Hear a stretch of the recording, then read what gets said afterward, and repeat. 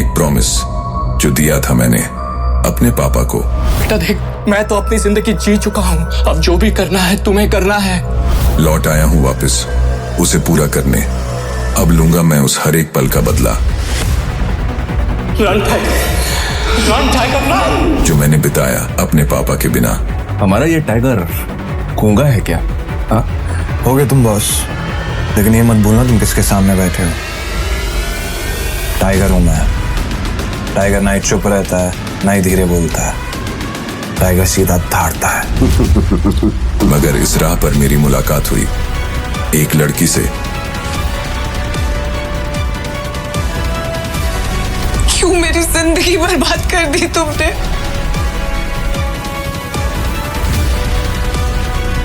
नौकरों की जगह ना मालिकों के कमरों में नहीं, घरों के स्टोर रूम्स में होती है। जिस लड़की को दे बैठा मैं अपना दिल, अब कैसे लूंगा मैं बदला? क्या बदले की राह में होगा मेरा प्यार कुर्बान? चलो मानता हूं उस रात में शराब के नशे में था, लेकिन इसे अपने कमरे का दरवाजा खुला रखकर सोने की क्या जरूरत थी? अभिनव ने अपने आप से कहा। वो अभी भी अनन्या के कमरे के बाहर खड़ा था। उसे पता था कि उसे बाकी कमरों में भी कोई जगह नहीं मिलने वाली है, इसलिए जहां इस घर के नौकर सोया करते थे, अभिनव वहां चला गया। वहां उसे किस्मत से एक बिस्तर खाली मिला और अभिनव उस पर जाकर सो गया। अभिनव को कब नींद लगी और कब सुबह हो गई उसे पता ही नहीं चला। वो जल्द से जल्द तैयार हुआ और AK प्राइवेट लिमिटेड पहुंच गया। जैसे ही वो कैब से बाहर निकला तो सबसे पहले उसकी नजर सनी पर पड़ी। सनी ने भी उसे देखा और चालाकी से मुस्कुराते हुए बोला, आहा, देखो जरा कौन आया है, सिक्योरिटी। वो अभिनव को अंदर नहीं आने देना चाहता था। सनी की एक आवाज पर सिक्योरिटी वाले वहां आकर खड़े हो गए। सनी ने कहा, इस फटीचर को अंदर मत घुसने देना, यह अकरम सर को परेशान करने के लिए यहाँ आया है। सुनते ही सिक्योरिटी वाले अभिनव का रास्ता रोककर खड़े हो गए। सनी अभिनव और सिक्योरिटी के बीच में आकर खड़ा हुआ और बोला, अभिनव, तुम्हें एक एडवाइस दूं, अपनी गरीबी को एक्सेप्ट कर लो और लाइफ में उसके हिसाब से आगे बढ़ो। तुम्हारे पिताजी अकरम सर की गाड़ी चलाते थे, तो इसका मतलब ये थोड़ी ना हुआ कि वो दोनों दोस्त थे। जब तुम्हारे पिताजी का अकरम सर के साथ घूमने से कोई फायदा नहीं हुआ, तो तुम्हें उनके आगे पीछे घूमने से क्या मिल जाएगा? सनी की बात सुन अभिनव को गुस्सा आ रहा था। वह सनी की बदतमीजी से तंग आ गया था। वो चाहता तो उसे मुक्के से जवाब दे सकता था, लेकिन उसने अपना फोन निकालना बेहतर समझा। वो अकरम को फोन मिलाने वाला था, पर इससे पहले कि वो अकरम को फोन मिला पाता, इतने में एक सुंदर सी लड़की काली स्कर्ट और सफेद शर्ट में उसकी तरफ चली आ रही थी। उसने आते ही सिक्योरिटी वालों से कहा, तुम लोग जा सकते हो, ये मेरे साथ है। इतना कहकर उसने अभिनव की तरफ देखा। ये देख सनी के होश उड़ गए। उस दिन पार्टी में और अब यहाँ भी अभिनव ने सनी को गलत साबित कर दिया था। इससे पहले कि वो कुछ कह पाता, अकरम की सेक्रेटरी जेनी ने उसे शांत रहने का इशारा कर दिया था। अभिनव को सनी के चेहरे पर छाया मातम देखकर काफी खुशी हो रही थी। वो मुस्कुराया और जेनी के साथ निकल गया। आपको अकरम ने बताया कि मैं यहाँ क्यों आया हूँ? ये सुनते ही जेनी के कान खड़े हो गए। अभिनव जैसा आदमी जो यहाँ नौकरी के लिए आया था, वो अकरम को अकरम कहकर बुला रहा था। जेनी ने इस सवाल का कोई जवाब नहीं दिया। उसने अपने ऑफिस का दरवाजा खोला और अंदर चली गई। अभिनव भी उसके पीछे पीछे अंदर आया और बोला, तुमने मेरे सवाल का जवाब नहीं दिया। सॉरी, जेनी ने कहा। जेनी ने जिस तरह से सॉरी कहा, अभिनव को समझ आ गया था कि वो उसे पसंद नहीं करती थी। जेनी ने इतने में अपनी टेबल पर रखा एक पेपर उठाया और अभिनव की तरफ बढ़ा दिया। अभिनव ने पेपर लिया और उसे पढ़ने लगा। उस पेपर पर उन नौकरियों के नाम लिखे थे जो अभिनव कर सकता था। अभिनव कौन सी नौकरी करना चाहता था, यह अधिकार भी अकरम ने ही उसे दिया था। अभिनव उस लिस्ट को तो देख ही रहा था, लेकिन साथ ही उसकी नजर जेनी पर भी थी, जो कब से उसे घूरते हुए देखे जा रही थी। पर अभिनव ने उस पर ध्यान नहीं दिया। इसके बजाय उसने लिस्ट पर अपना ध्यान लगाया और देखा कि उसमें कुछ नौकरियों के ऊपर स्टार बना हुआ था। उसने जेनी को देखा और बोला, ये यहाँ स्टार क्यों बना?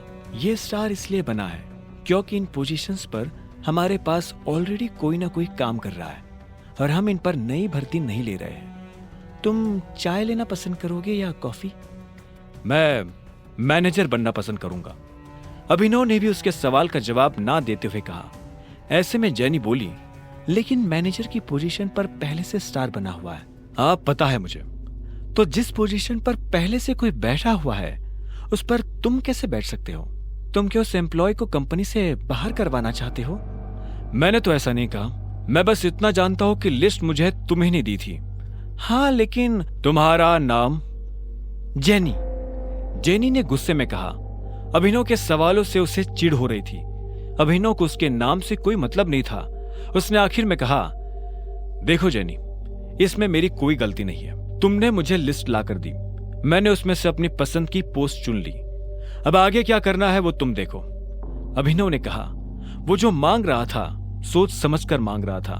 वैसे तो पूरी कंपनी ही उसकी थी और वो जल्द से जल्द इसे संभालना चाहता था, लेकिन मॉन्टी के आ जाने से पहले वो ऐसा कुछ नहीं कर सकता था। ऐसे में उसने मैनेजर की पोस्ट ही मांग ली थी ताकि वो अनन्या और उसके माता पिता के सामने अपनी काबिलियत साबित कर सके। ठीक है मिस्टर अभिनव, तो अब मुझे तुम्हारे बारे में कुछ जानकारियों की जरूरत पड़ने वाली है और तुम्हारा ऑफिस कल से शुरू हो जाएगा, जेनी ने कहा। अभिनव ने हाँ में सिर हिलाया और वहां से निकल गया। सनी को अभी भी समझ नहीं आ रहा था कि आखिर अभिनव वहां क्या लेने आया था। उधर अभिनव को लगा कि अब कल से नौकरी पर जाने के लिए उसे नए कपड़ों की जरूरत पड़ने वाली है। कपड़ों के साथ साथ उसे अपना फोन भी बदलने की जरूरत थी। अकरम का दिया हुआ चेक उसकी जेब में ही रखा हुआ था। अब चौकी अनन्या के माता पिता आए हुए थे, तो उनको और हरदेव पाल को दिखाने के लिए अभिनव जानता था कि उसे उनके साथ उन्हीं के घर में रहना पड़ेगा और नौकरों के कमरे में ही सोना पड़ेगा। लेकिन वो इतनी आसानी से हार मानने वाला नहीं था। वो ये साबित कर देने वाला था कि वो इस दुनिया का सबसे बेस्ट दामाद है। अभिनव अपने चेक से पैसे निकालने के लिए बैंक चला आया। तभी उसकी नजर प्रणव से मिली। प्रणव उन लोगों में से था जो अभिनव की गरीबी का मजाक उड़ाया करता था। जैसे उसने अभिनव को बैंक के अंदर आते हुए देखा तो बोला, अरे वाह, देखो तो कौन आया है। प्रणव खुद एक बैंकर था। वो अरबपति तो नहीं था, लेकिन उसके पास अच्छी खासी दौलत थी। वो दिखने में भी स्मार्ट था। वो अभिनव को इसलिए जानता था क्योंकि अभिनव अक्सर इस बैंक में डिलीवरी के काम से आया करता था। हालांकि वो दिखने में अभिनव के आगे कुछ नहीं लगता था, लेकिन उसमें और अभिनव में एक ही फर्क था, गरीबी का। हेलो, मुझे थोड़े पैसे निकालने हैं, अभिनव ने कहा और प्रणव को चेक दिखाने लगा। प्रणव ने बिना चेक देखे कहा, चेक से? तुम्हें पता है ना, चेक से सिर्फ बड़ी रकम ही निकाली जा सकती है। मेरा अमाउंट बड़ा है, यहाँ काउंटर पर नहीं निकल पाएगा, इसलिए मैं मैनेजर से मिलना चाहता हूँ। ये सुनते ही प्रणव जोर जोर से हंसने लगा और बोला, तुम्हें उसकी जरूरत नहीं पड़ेगी, मुझे अपना चेक दिखाओ। अभिनव ने गुस्से में प्रणव को अपना चेक दिखा दिया। प्रणव ने बिना देखे अभिनव और बाकी लोगों की आंखों के सामने चेक फाड़ दिया। अभिनव प्रणव पर चिल्ला उठा, तुम्हारा दिमाग खराब है क्या? सिक्योरिटी को बुलाओ और इस आदमी को अभी के अभी बाहर निकलवाओ यहाँ से। फर्जी चेक लाकर बैंक वालों को बेवकूफ बनाता है। अभी पुलिस बुलाकर तुझे अंदर करवाता हूँ, प्रणव ने कहा। इधर अभिनव ने अपने फाड़े गए चेक के टुकड़ों को मुट्ठी में भरा और गुस्से में अपनी मुट्ठी भींच ली।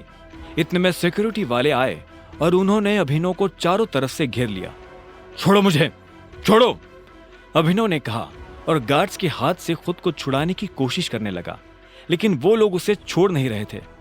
प्रणव और बाकी लोगों को अभिनव को इस हाल में देखकर अच्छा लग रहा था। जब वो लोग अभिनव को लेकर बाहर जा ही रहे थे कि तभी इतने में उन्हें किसी परफ्यूम की खुशबू आई। पूरा कमरा उस परफ्यूम की खुशबू से भर गया था।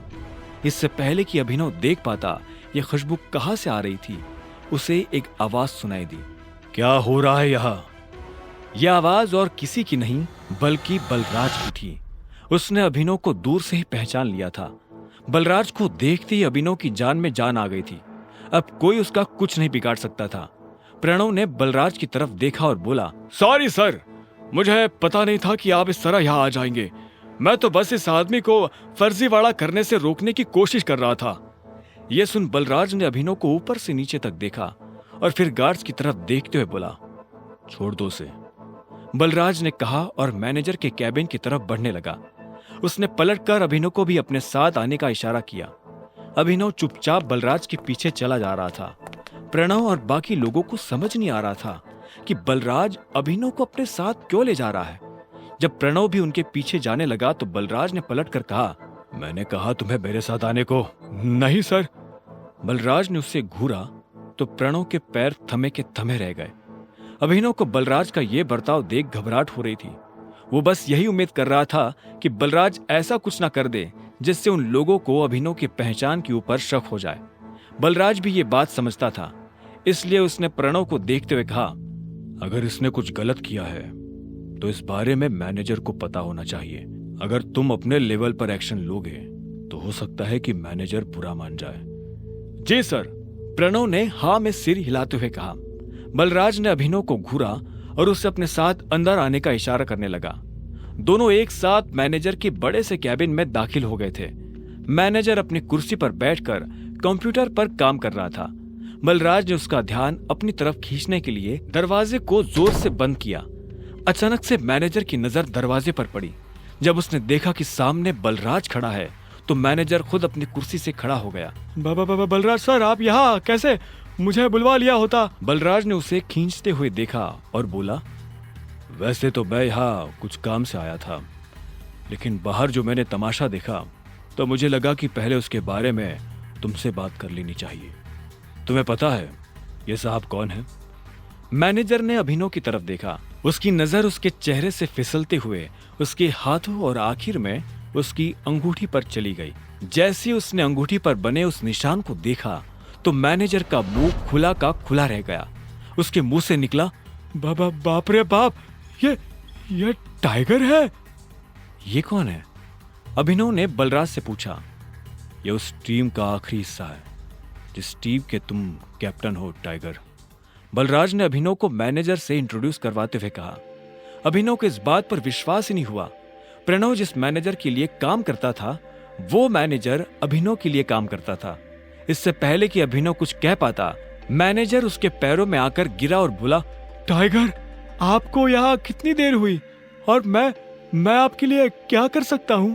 फिलहाल तो आप मेरे पैरों में से उठ जाइए। आपको और इनको छोड़कर किसी को नहीं पता कि मैं टाइगर हूँ, अभिनव ने कहा। यह सुनते ही मैनेजर अपनी जगह पर खड़ा हो गया और बोला, आपको देखकर बहुत अच्छा लगा। अब आप आ गए हैं तो हमें जरूर इस मुसीबत से बाहर निकाल ही लेंगे।